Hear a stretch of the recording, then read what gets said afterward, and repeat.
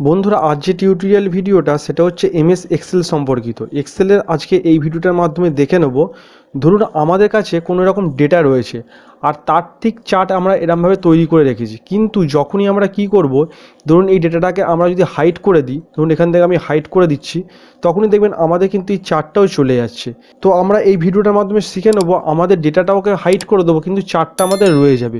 তো সেটা কীভাবে সম্ভব চলুন দেখি। তো আমাদের কি করতে হবে, এই যে চার্টটা রয়েছে চার্টটার ওপরে আমাকে রাইট ক্লিক করতে হবে। রাইট ক্লিক করার পর আমরা এখানে একটা অপশান পেয়ে যাব সিলেক্ট ডাটা। তো এই সিলেক্ট ডাটাতে আমরা ক্লিক করব। সিলেক্ট ডাটাতে ক্লিক করার পর আমাদের কাছে ডায়লগ বক্স চলে আসবে, আর এখানে দেখুন নিচে একটা অপশান দিচ্ছে হিডেন অ্যান্ড এমটি সেল। তো এইটার উপরে আমরা ক্লিক করব।